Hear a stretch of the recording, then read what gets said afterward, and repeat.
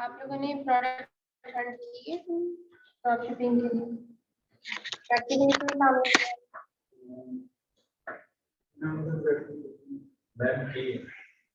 कौन सी product share कर सकते हैं? हाँ? ये जी ये डिवाइस ये इनकी है। इधर एक दिन नेट बिल्कुल नहीं चल रहा था तो इनकी डिवाइस लगाई थी Zoom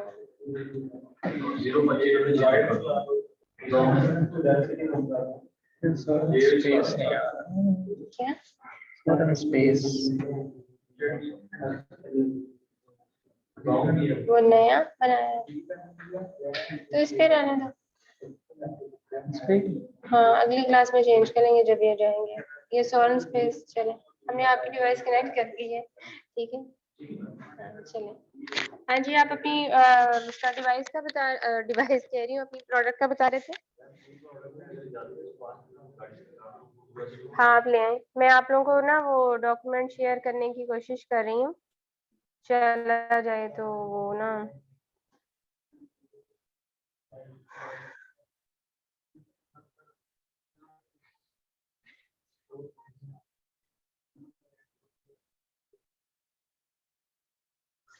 अच्छा जी। कल से हम लोगों ने अस्सलाम वालेकुम ड्रॉप शिपिंग का लेसन अब स्टार्ट करते हैं हम लोग। कल से हम लोगों ने अपना ड्रॉप शिपिंग का पूरा रिकैप स्टार्ट किया हुआ था जो हम लोगों ने पढ़ा है। चाय पीनी है आपने? मैं क्या बड़ा खुश होके देख रहे हैं जी।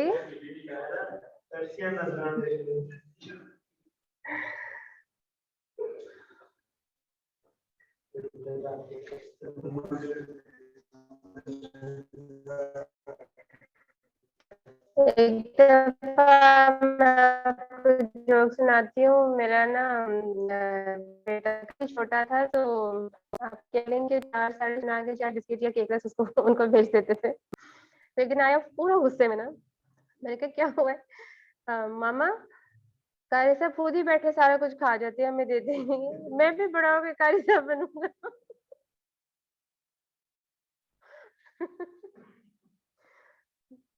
तो आपका भी वही हाल है, मैं भी बड़ा होकर टीचर बनूंगा फिर मुझे चाय मिलेगी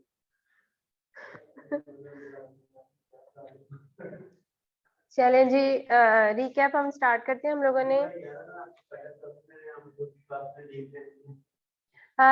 नेक्स्ट वीक में मैंने आप लोगों को इन्फॉर्म करना था, मैंने मंडे और थर्सडे को नहीं आना, 2 डेज। ठीक जी, कमिंग मंडे। हाँ इस मंडे में छुट्टी है? हाँ मैंने नहीं आना। तो शायद अगर हो सका तो एडमिन वाले आप लोगों को अरेंज कर दें। अदरवाइज मैं आज सेकंड क्लास दूसरी क्लास में ना आप लोगों को कंफर्म कर दूंगी कि मैं नहीं मैं तो आ नहीं सकती क्योंकि फैमिली में शादी है थर्सडे को और मंडे को आप लोग ना आइएगा। तो कल हम लोगों ने बेसिकली अपना जो प्रोडक्ट हंटिंग का क्राइटेरिया है वो डिस्कस किया था ड्रॉप शिपिंग का। आप लोगों की जो भी फाइंडिंग हो ना, ठीक है, जो आप लोगों ने मेरे से डिस्कस करना हो आप लोग मुझे ईमेल कर दिया करो। ठीक है, ईमेल के थ्रू बेस्ट होता है। मैं वहीं से लिंक उठाया, कॉपी पेस्ट किया, वहां से चेक कर लिया। ठीक है,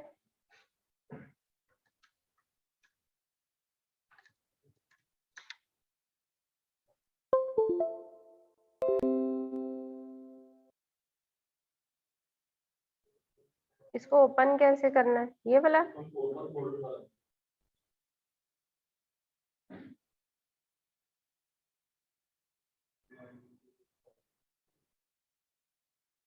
इसमें ये 3 प्रोडक्ट्स।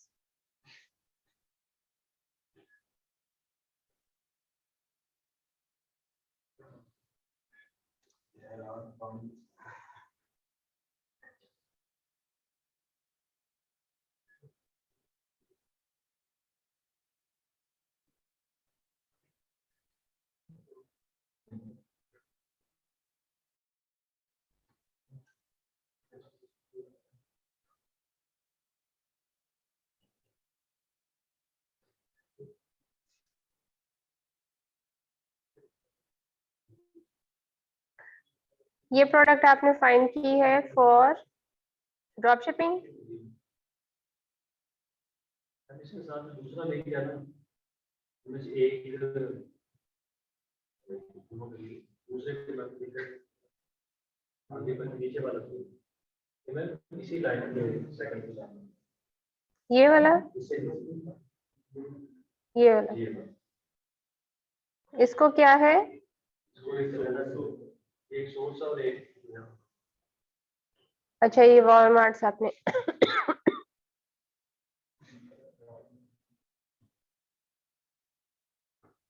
यहाँ से सबसे पहले तो हम इसकी वो सिलेक्ट करेंगे,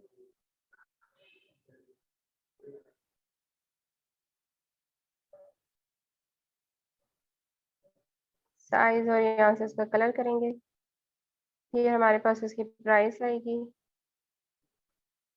मेरे ख्याल में जब हमने क्लास में डिस्कशन की थी तो हमने ये प्रोडक्ट निकाली थी।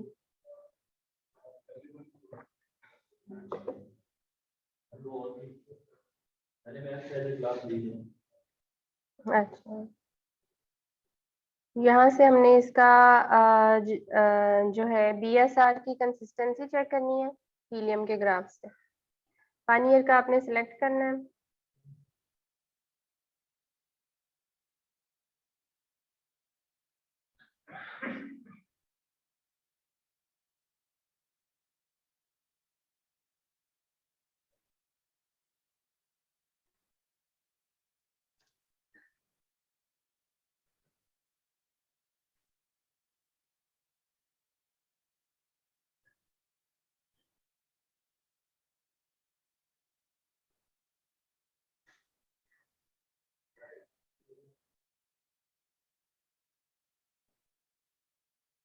मैं एक्चुअली इस ब्राउजर पे खोलना चाह रही हूँ इसको, ताकि हमारे पास सारे टूल्स इसमें अवेलेबल हैं।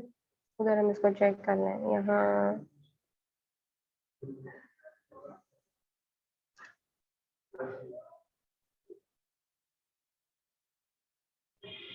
अच्छा, यहाँ से आपने को न्यूयॉर्क में तो ये करंटली अनअवेलेबल है। यहाँ पर हमने कौन सा लगाया हुआ है पोस्ट कोड, इधर भी न्यूयॉर्क है।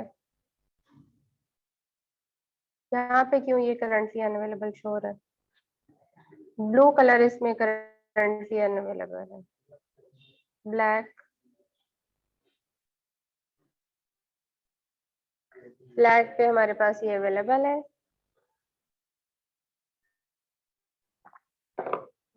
आपने इसका चेक किया था कि इसमें अमेजोन है?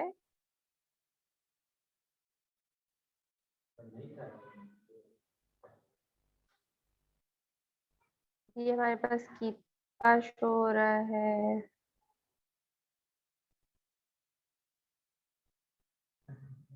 कीपा के ऊपर कोई ग्राफ नहीं इसका शो हो रहा।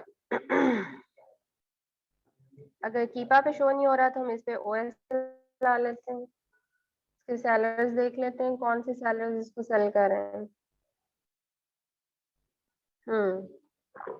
इस पे इसलिए रन नहीं हो रहा बिकॉज हमने ये सिलेक्ट करनी है, उसके बाद इस पे चीजें आएंगी।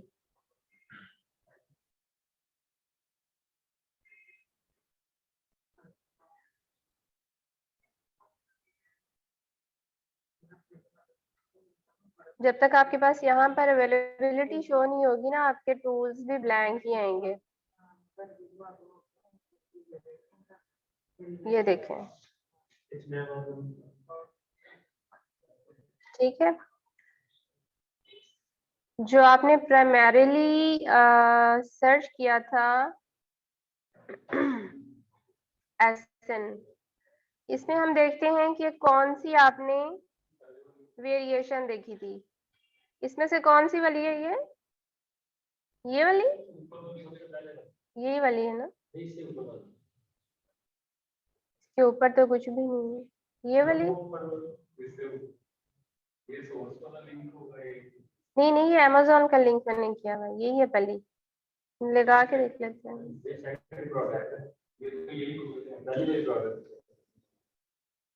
लगा के देख लेते ना क्या इसमें लिंक है। यही वाली है। अब ये देखें, जब आपकी ये लिस्टिंग खुल रही है ना, अब आप देखें लिस्टिंग को अंडरस्टैंड करना सीखें। मैंने पहले भी आपको बोला था, जब हम वेरिएशन लिस्टिंग करते हैं ना, तो वेरिएशन लिस्टिंग में एक पेरेंट लिस्टिंग होती है, ठीक है। पेरेंट लिस्टिंग आपको वो इंफॉर्मेशन नहीं दे सकती जो कि एक्चुअल वेरिएशन की प्रोडक्ट दे सकती है।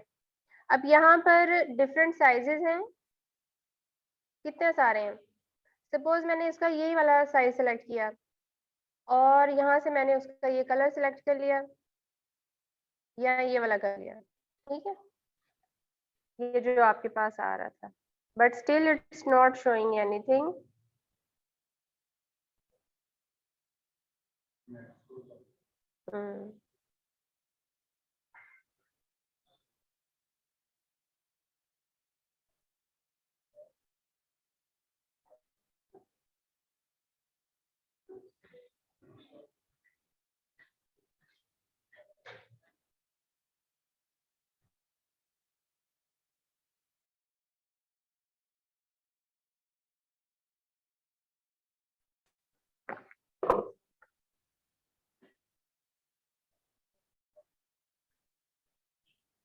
जो हमारी पेरेंट लिस्टिंग होती है वो हमें उस तरह से इंफॉर्मेशन शो नहीं करती है, बट जो वेरिएशन की प्रोडक्ट लिस्टिंग होगी ना, वो आपको एक्चुअल सिनेरियो शो करेगी।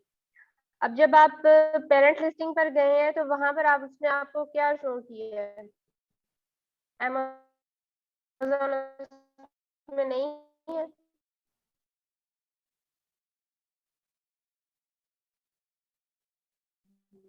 उसकी प्राइस नहीं आपको शो हो रही। जब भी आपकी कोई भी इसमें आपके बॉक्स में शो होना चाहिए। यहाँ भी मैंने जस्ट उसका कलर सिलेक्ट किया है, सबसे नहीं किया, मैं दूंगी वो ना, हम उसका कोई एनालिसिस कर सकते हैं। मैंने आप लोगों को बताया था ना कि जब हम वेरिएशन लिस्टिंग करते हैं तो वेरिएशन प्रोडक्ट की एक इंडिविजुअल कंप्लीट लिस्टिंग हमें करनी पड़ती है, ठीक है। और फिर जब हम डिफरेंट वेरिएशंस की लिस्टिंग कर लेते हैं तो उसको एक क्लब कर देते हैं, उसके साथ अटैच कर देते हैं। इस वजह से जो पेरेंट की अपनी इंडिविजुअलिटी कोई नहीं होती, उसके अंदर जो कॉमन फीचर भी होती है अपनी की। और जो हम पीपीसी ज्वाइन करते हैं अपनी वेरिएशन के ऊपर ही करते हैं, उसमें से कौन सी वेरिएशन पे हमें वगैरह लगानी है, तो आपको ये चीजें अंडरस्टैंड करनी चाहिए। अब आपने प्रोडक्ट की इस तरह से उसकी सिलेक्शन गलत हो गई है,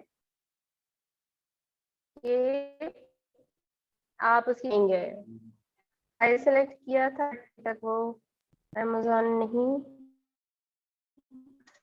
चल रहा, इंटरनेट स्लो है, तो आप लोग करोगे वर्कस्पेस ज्वाइन, वर्कस्पेस प्रैक्टिकल है तो प्रैक्टिस नहीं करोगे।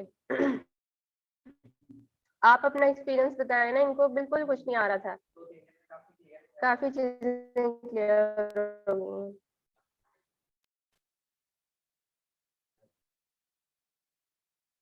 अगर आप लोगों के पास टाइम है ना तो आप लोग ऑनवर्ड, बट आप लोग सुबह 9 बजे से भी आ सकते हैं, रात 9 बजे तक।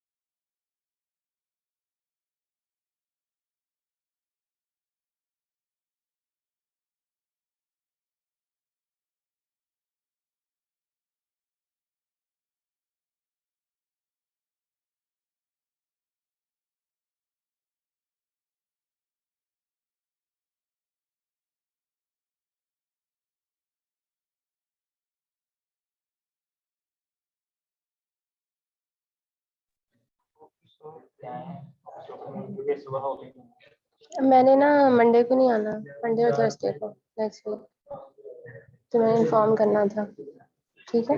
मैं आपको वन बॉक्सेस दे देता हूँ, आप शेयर कर। ठीक है।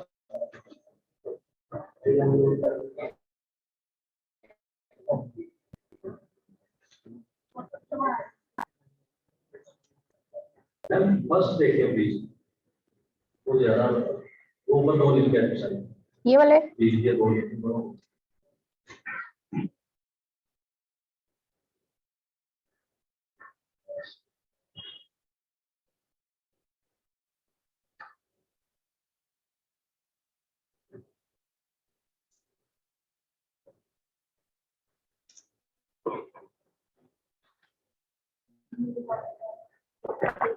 ये वाला मैट ये बहुत बिकता है अमेजोन पे, इसकी सोर्सिंग भी बहुत आसान है, अक्सर लोग इसका प्राइवेट लेबल भी करते हैं।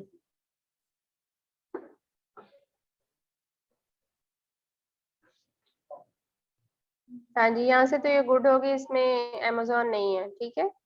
और ब्रांड भी देख लें आप इसमें, स्नोरो केट स्टोर, नंबर ऑफ सेलर्स इसमें कितने?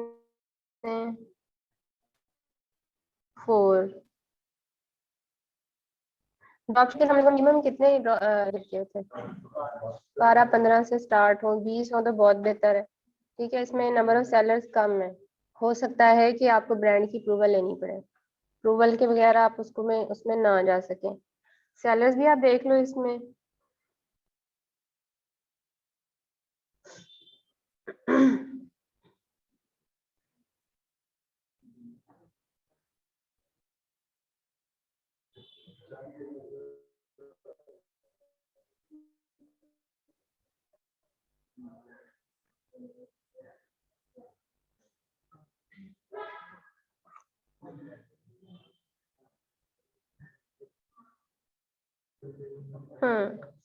ये देखें, इसको ओएस को आप देखें, इसमें ब्रांड खुद सेल कर रहा है, और बाकी जो आइटम्स आपको नंबर ऑफ सेलर्स शो हो रहे थे वो अमेजोन वेयर हाउस में यही प्रोडक्ट पड़ी हुई है यूज्ड में। तो ये मैंने आप लोगों को एक्सप्लेन किया था, जब आपके पास इस तरह अमेजोन वेयर हाउस आए और यूज्ड आइटम आए तो उसका क्या मतलब होता है? उसका ये मीनिंग होता है मोस्ट ऑफ द टाइम कि ये बंदा एफबी होलसेल कर रहा था, इसकी रिटर्न आई है, तो जब एफबी होलसेल के पास रिटर्न आती है तो वहां पर उसके पास दो ऑप्शंस होती हैं चूज करने के लिए। एक नंबर 1 होती है कि उसके सेम एड्रेस, जो उसने एड्रेस डिफाइन किया हुआ ना एफबी होलसेल में, एफपीए सर्विसेज में, उसके एड्रेस पे वो चीज वापस हो जाती है, चली जाती है। सेकंड ऑप्शन होती है कि वो उसको डिस्पोज कर दे, ठीक है? जब वो उसको डिस्पोज करता है तो वो चीज अमेजोन वेयर हाउस में चली जाती है, जहां से एज ए यूज्ड आइटम वो रीसेल हो जाती है। वो यूज क्या हुई होती है, जस्ट कस्टमर ने उसको अनपैक किया होता है, या वो स्लाइटली टीयर होती है, सिर्फ उसकी पैकिंग, ठीक है? तो आइटम वो नई ही होती है। तो डिस्पोज करने का सेलर को फायदा ये होता है कि जब अमेजन के वेयर हाउस से चीज बिकती है तो उसके थोड़े बहुत पैसे जो हैं वो एफपीएस सेलर को मिल जाते हैं। बट अगर वो अपने एड्रेस पे मंगवा लेगा तो वो क्या करेगा? उसके घर में चीजें पायल अप होती जाएंगी, स्टोरेज बढ़ती जाएगी, तो इस वजह से वो हाँ वो डिस्पोज की ऑप्शन पे जाते हैं और इस तरह वो चीजें फिर आपको नजर आती हैं। तो यहाँ से भी आपकी आइटम हो गई है फेल, ठीक है, due to number of sellers, क्योंकि इसमें ब्रांड खुद सेल कर रहा है और ये प्राइवेट लेबल प्रोडक्ट है। नेक्स्ट आ जाते हैं इस प्रोडक्ट पे,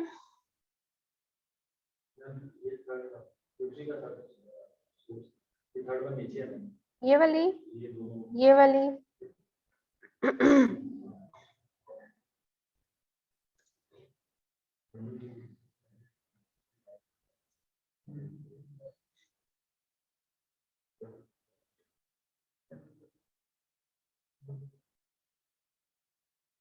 इसमें अमेजोन का लिंक नहीं है, ये आपने सोर्स का लिंक दिया हुआ है, ये वॉलमार्ट का है और ये कोई एक्रॉन,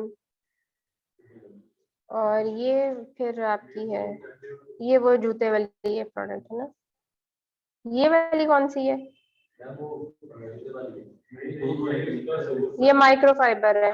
नहीं, ये सोर्स नहीं है, ये भी अमेजोन ही है।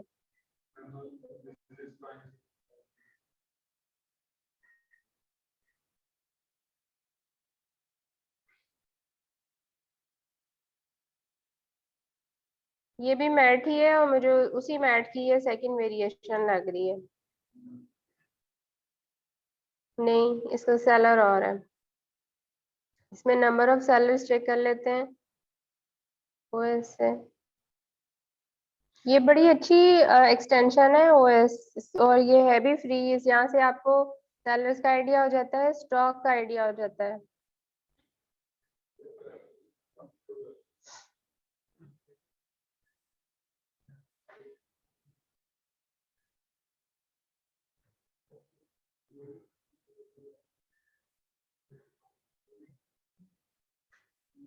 ये भी प्राइवेट लेबल प्रोडक्ट है।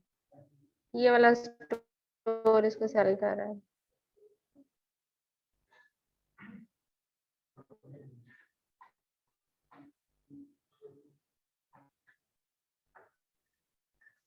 एज ए न्यू सेलर मैंने आप लोगों को मना किया था कि आप लोग उस प्रोडक्ट पे ना जाएं जिसमें अमेजोन सेल कर रहा है, लेकिन जब आप मेच्योर सेलर हो जाते हैं और आपके पास नंबर ऑफ आइटम्स लिस्ट करने के लिए बढ़ जाती हैं, तो आप उन प्रोडक्ट्स को लिस्ट कर सकते हैं।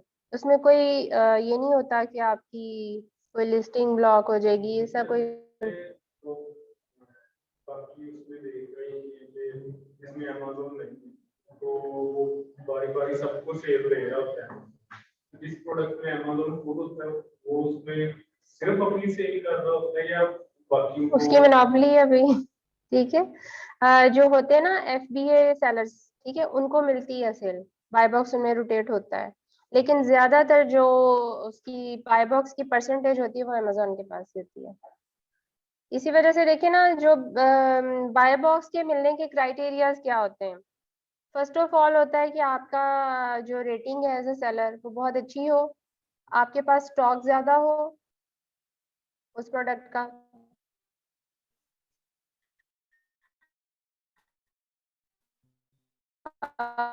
दूसरे नंबर पर होता है कि आप क्या, और चौथे नंबर पर होता है कि FBA वालों को ज्यादा मिलता है, FBM वालों की निस्बत ज्यादा मिलता है। अब अगर एक लिस्टिंग के अंदर FBA और FBM हो तो FBA वालों को प्रायोरिटी मिलती है। अब मैंने आप लोग को ये बताया कि अगर आप लोग मेच्योर सेलर हैं, आपका अकाउंट मेच्योर हो चुका है, 6-7 महीने से आप सेलिंग कर रहे हैं, तो ऐसी प्रोडक्ट्स के अंदर आप लोग लिस्टिंग बिल्कुल कर सकते हैं जिसमें अमेजोन बैठा हुआ है। आपका कुछ लग तो नहीं रहा ना? ठीक है। आप कोई इन्वेंट्री तो बाय नहीं कर रहे, आप लोग जस्ट लिस्टिंग ही कर रहे हैं ना। तो whenever Amazon is going to out of stock, तो आपके पास ऑटोमेटिकली बाय बॉक्स आ जाएगा। सही है। चले, आज हमने कुछ अपनी जो पॉलिसीज वगैरह थी वो डिस्कस करनी थी, क्योंकि हम लोग रिकैप पे काम कर रहे थे कल से। और ये थी हम्म हम लोगों ने डिस्कस किया था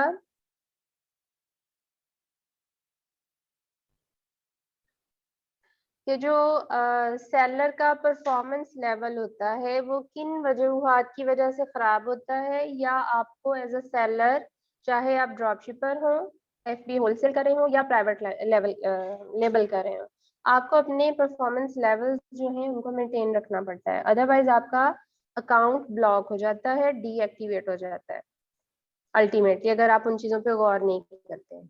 ठीक है।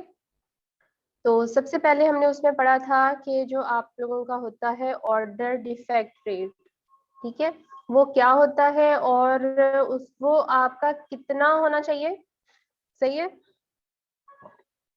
और अगर उसे एक्सीड कर जाए तो आपके अकाउंट पे क्या असर होता है।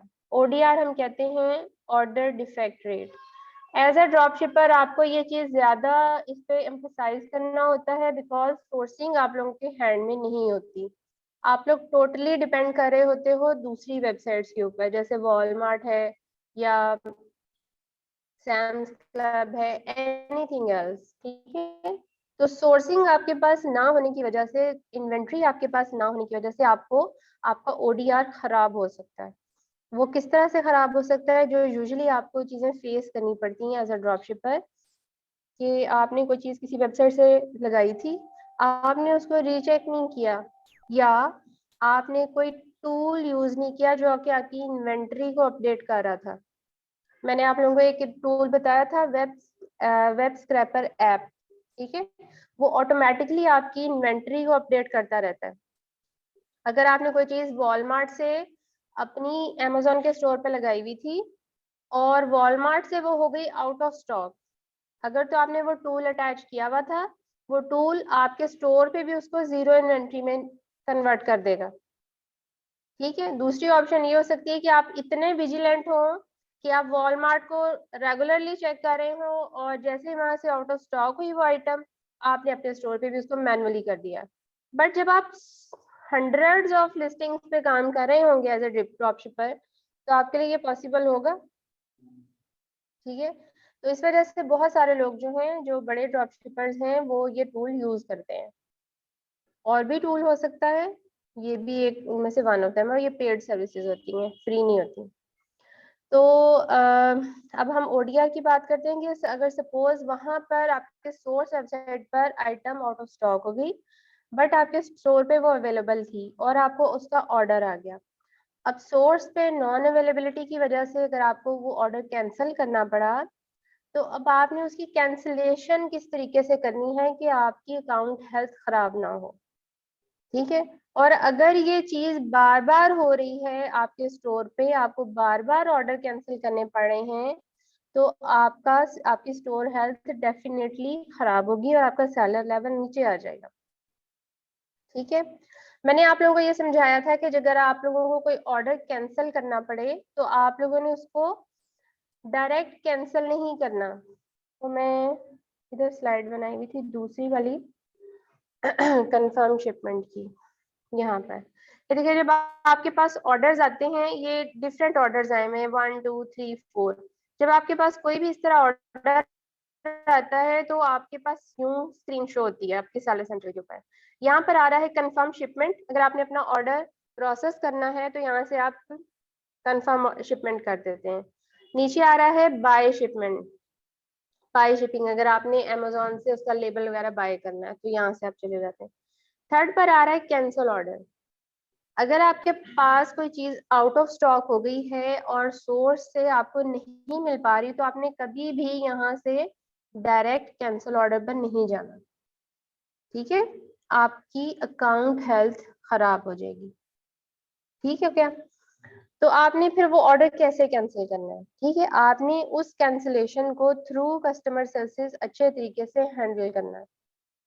Right, first of all first hand पे तो आप क्या करेंगे कि आप उसकी शिपमेंट क्रिएट कर देंगे। ठीक है, यहाँ पे ये जो बटन आ रहा है ना कंफर्म शिपमेंट, आप उसकी शिपिंग क्रिएट कर दें। ठीक है, और उसके अंदर ट्रैकिंग ऐड किए बगैर उसको कंफर्म कर देंगे। 1 या 2 दिन के बाद आप अपने क्लाइंट को, अपने बायर को मैसेज करेंगे और उसे बताएंगे कि जो चीज़ मैंने आपको भेजी है वो लॉस्ट हो गई है, या वो कोरियर कंपनी की तरफ से आपको मेल आई है कि वो शिपिंग जो है वो ड्यू टू सर्टेन कंडीशंस वो जा नहीं सकती, या कोई मसला हो गया कि आपको वो चीज़ पहुंच नहीं पाएगी, तो आप मुझे इजाज़त दें कि मैं आपका ऑर्डर कैंसिल कर दूं। ठीक है, मीन्स आपने बायर से ये कहलवाना होता है कि ऑर्डर कैंसिल कर दो। ठीक हो गया, ये मैंने बहुत सिंपल वर्ड्स में आप लोगों को बता दिया है कि आपने बायर से मैसेज लाना होता है कि वो आपको बता दे कि ऑर्डर कैंसिल कर दे। वो भी कर सकता है, बिल्कुल कर सकता है, लेकिन अगर वो नहीं करता या वो इतना लिटरेट नहीं है, बहुत सारे क्लाइंट्स ऐसे होते हैं, बहुत सारे लोग ऐसे होते हैं जिनको प्लेटफॉर्म्स का कुछ पता नहीं होता। ठीक है, तो वो हमें मैसेज कर देता है, हम वहां से जाके कैंसल ऑर्डर पे प्रेस करते हैं, और जब वहां पर ऑप्शंस आती हैं आपके पास, उसमें से आप सिलेक्ट करते हैं बायर आस्क्ड टू कैंसल, कि बाहर ने कहा है। जब आप ये वाली ऑप्शन सिलेक्ट करेंगे तो आपका अकाउंट हेल्थ मुतासर नहीं होगा। ठीक हो गया। तो आप लोगों ने इस तरह से ऑर्डर कैंसिलेशन हैंडल करनी है। अब वापस आ जाते हैं हम अपने ODR पे, order defect rate. The order defect rate is key measure of your ability to provide a good customer experience. This metric covers all orders with one or more defects in a given 60 days period. अब ये जो order defect होता है इसकी भी आगे further 3 kinds है, वो हमने आगे जाके पढ़नी है। और हम इसको 60 डेज के ऊपर, आपको 2 महीने के अंदर अगर किसी भी ऑर्डर में डिफेक्ट आया है या आप उसको अच्छे तरीके से प्रोसेस नहीं कर सके, आपको कैशबैक आ गया है या कोई भी उसमें प्रॉब्लम आ गई है, रिटर्न आ गई है, क्लेम आ गया A to Z, तो पिछले 60 दिनों का वो कैलकुलेट करते हैं और उसका फॉर्मूला ये होता है कि जितने आपको ऑर्डर्स आए हैं जिनमें डिफेक्ट था divided by total number of orders with in 60 days, 2 महीने में जितने ऑर्डर आए। सपोज यहाँ पर आपके पास 2 थे, 2 आपके पास डिफेक्ट में आ गए, डिवाइडेड बाय आपको 2 महीनों में कितने ऑर्डर आए, 200 ऑर्डर आ गया, मल्टीप्लाइड बाय 100। तो जो परसेंटेज आएगी that percentage must be less than 1%। अगर वो 1% से ऊपर चली गई है तो आपका अकाउंट जो है वो डीएक्टिवेट हो जाएगा। ठीक है। अब आप अपना ODR रेट कहाँ से देख सकते हैं? अपने सैलरी सेंट्रल पर अकाउंट परफॉर्मेंस टैब पर आप जाते हैं। ठीक है, यहाँ पर आप देख सकते हैं, इधर नहीं,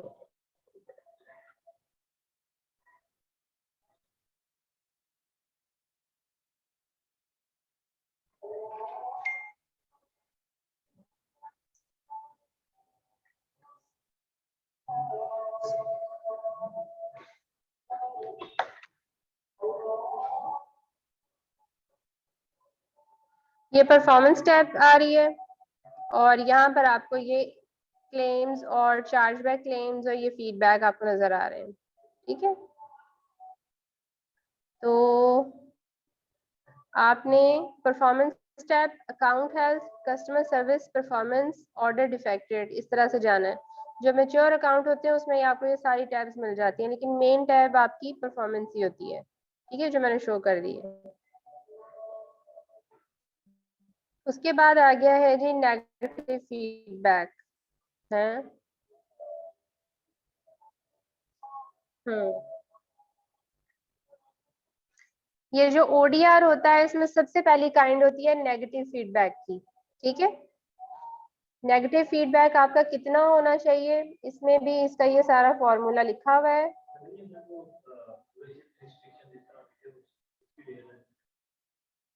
The negative feedback rate is the number of order that receive negative feedback divided by the total number order certain.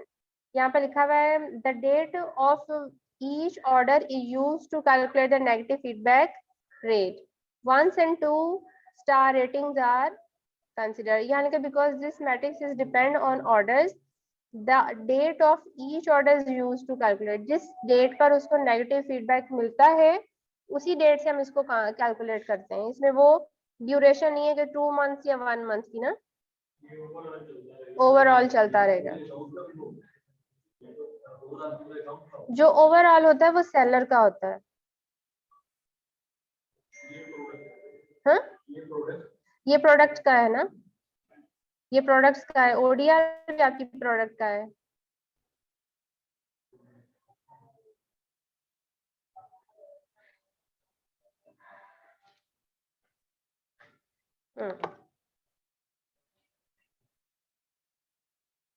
उसके बाद हम लोगों ने डिस्कस किए थे कि A to Z guarantee claim क्या होते हैं। ये आपको ज्यादातर उस वक्त फेस करने पड़ते हैं जब एज अ ड्रॉप शिपर, तब आपको फेस करने पड़ते हैं जब आपके पास कोई रिटर्न आई थी और आपने उसका टाइमली रिफंड पे नहीं किया।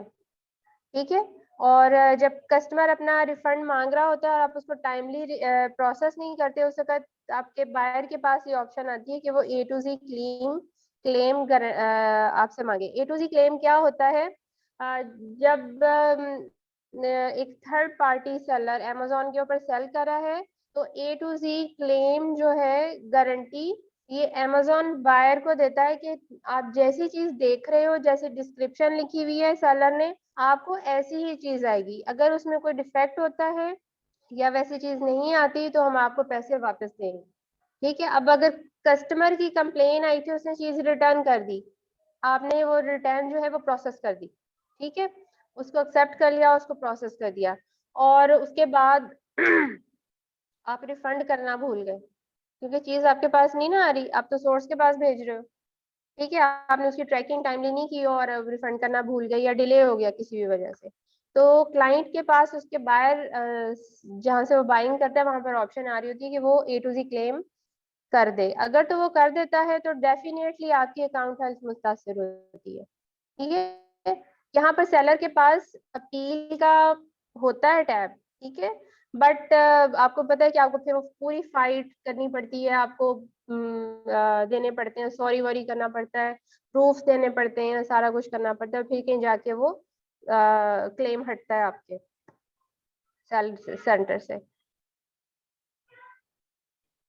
तो अब यहाँ पर बताया हुआ है कि all types of A to Z claim जो है वो आपके अकाउंट हेल्थ पे असर नहीं डालते, ठीक है। ये मैं आप लोगों को पूरी फॉरवर्ड कर दूंगी और मैं ये दोनों स्लाइड्स आप लोगों के उधर पोर्टल पे भी अपलोड करवा देती हूँ, ठीक है। व्हाट्सएप करा दूँ? चलें मैं व्हाट्सएप करा देती हूँ। ग्रुप बना हुआ है आप लोगों को?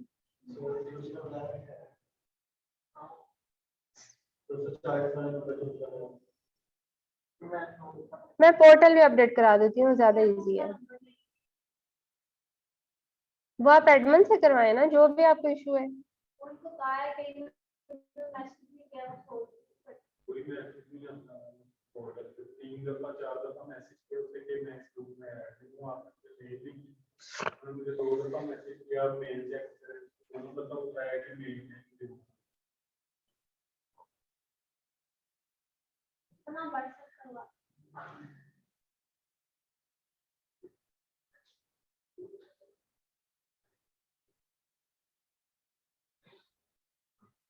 मैं यहाँ से सेंड करने की कोशिश कर रही हूँ क्योंकि मेरे पास ना ईमेल का यहाँ ओपन नहीं है, ये देखिए ये जा ही नहीं रही है, इसको एक एक करके सेंड करूँ। मैं आज इंशाल्लाह ताला ये सेंड कर देती हूँ आप लोगों को ना, क्योंकि इसमें इतनी ज्यादा छोटी छोटी डिटेल्स हैं कि जो एक पूरे लेसन में खत्म ही नहीं होनी, ठीक है। इनमें से एक चीज हम डिस्कस कर लेते हैं कि आप लोगों ने रिटर्न्स कैसे हैंडल करनी है, ठीक है। आप लोगों को है इसका आइडिया? आप लोगों को तो होगा।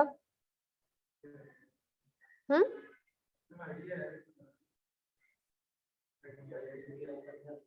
अच्छा, आप अपनी एक कॉमन सेंस से सोचें कि आप ड्रॉप शिपिंग कर रहे हैं, अगर आपके पास कोई चीज वापस आ गई है, रिटर्न आ गई है, तो आप क्या करेंगे फिर? एक्चुअल इन्वेंट्री तो आपके पास थी नहीं, आपने तो कहीं और से बाय की हुई है, फिर आप क्या करेंगे?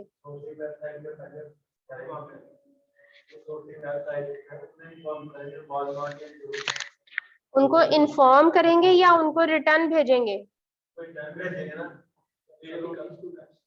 हाँ जी, कल बता कर गए थे फ्राइडे की वजह से। एक लेबर जो हमें मिलेगा रिटर्न लेबर, वो मैसेज पर अपने आगे बाइट पर सेंड कर। बिल्कुल ऐसे ही करेंगे। अब हमने रिटर्न कैसे हैंडल करनी है? रिटर्न इस तरह से करनी है कि हमारे बायर ने हमें कंप्लेन की कि इसमें मुझे वो चीज नहीं आई या वो टूटी हुई थी या जो भी था, आप इसको, मैंने इसको वापस करना है, ठीक है। तो हमारे सेलर सेंट्रल के ऊपर एक नोटिफिकेशन आ जाता है रिटर्न्स में, जो ऑर्डर्स की टैब होती है वहीं पर वो मैसेज आता है मैनेज रिटर्न्स, ठीक है। हम उसको क्लिक करते हैं, उसके पेज पे पहुंच जाते हैं। वहां पर जाकर हमने रिटर्न को, अगर हम समझते हैं कि ठीक है वी आर गिल्टी, हमें इसको प्रोसेस करना है, तो हम उसको अप्रूव कर देते हैं, ऑथराइज कर देते हैं, ठीक है। बट बिफोर ऑथराइजिंग, क्योंकि जब हमने उसको ऑथराइज करना है रिटर्न को, तो हमने अपने बायर को एक रिटर्न लेबल भेजना है, ठीक है। उस रिटर्न लेबल के अंदर एज अ सेलर हम हमेशा एक अच्छा जेस्चर शो करना चाहते हैं, इस वजह से हम अपने बायर को एक प्री पेड लेबल भेजते हैं। प्री पेड लेबल मीन्स हमने अपने कोरियर कंपनी को ऑलरेडी पैसे दे दिए होते हैं, ताकि जब हमारे बायर को वो लेबल मिले तो उसको कोरियर कंपनी के पैसे ना पड़े, और वो जस्ट उसको ऐसे टीयर करे और अपनी प्रोडक्ट पे पेस्ट करके उसको शिप कर दे। ये हमने एज अ ड्रॉप शिपर एक अच्छा जेस्चर देना होता है, क्योंकि हम चाहते हैं कि हमें किसी सूरत में भी नेगेटिव फीडबैक ना आए।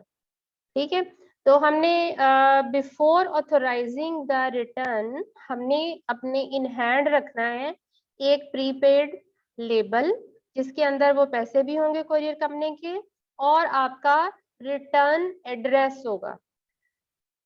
ठीक है, तो हम क्या करेंगे, बिफोर ऑथराइजिंग द रिटर्न हम अपने जो सोर्स वेबसाइट थी हम वहां पर जाएंगे, हम सेम वही कंप्लेंट उधर फाइल कर देंगे कि भाई आपने जो चीज भेजी थी वो टूटी हुई थी, इस वजह से मैं उसको रिटर्न करना चाहता हूँ।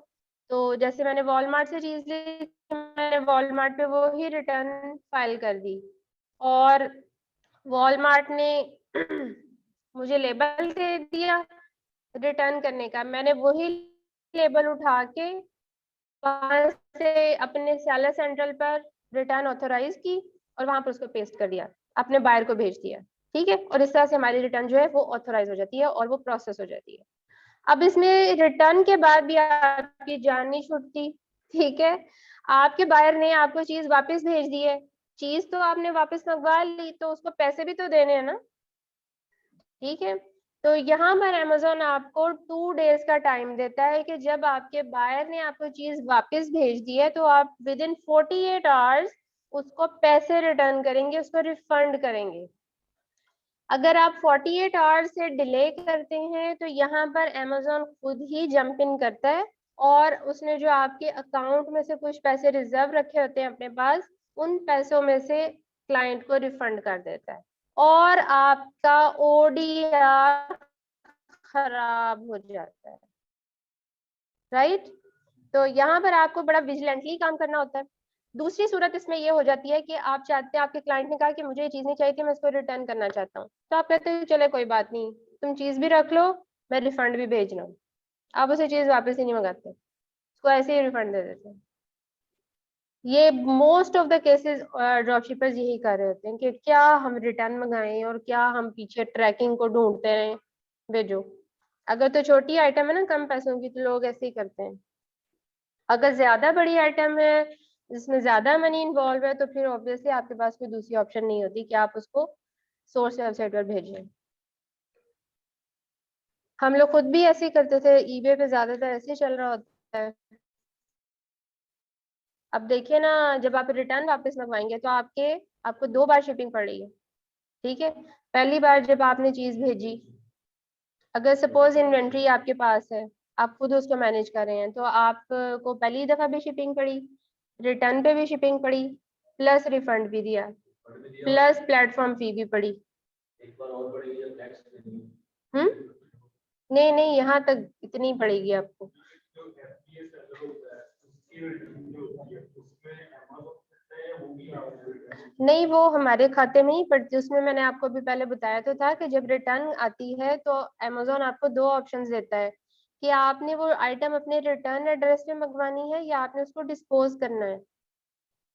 ठीक है, तो हम FBA सेलर्स जो होते हैं वो उसको ज्यादातर डिस्पोज के ऑप्शन में करते हैं और वो आइटम अमेजोन के वेयर हाउस में चली जाती है, जहां पर वो आपको प्रोडक्ट नजर आ रही होती है। जैसे अभी हमने वो जूता चेक किया था, क्या आपकी वो आइटम थी, अमेजोन वेयर हाउस यूज्ड, वो ये आ रहा होता है।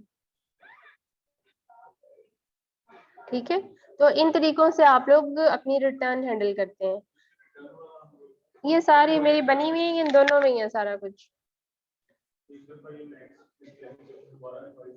रिटर्न का जी मैं करता हूँ। चलें, थैंक यू। अभी वालेकुम सलाम, लेसन वाइंड अप करते हैं।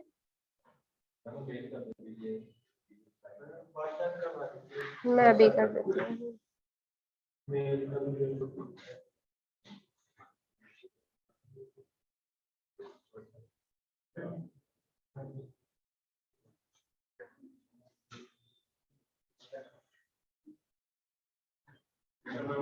अल्लाह हाफिज। ये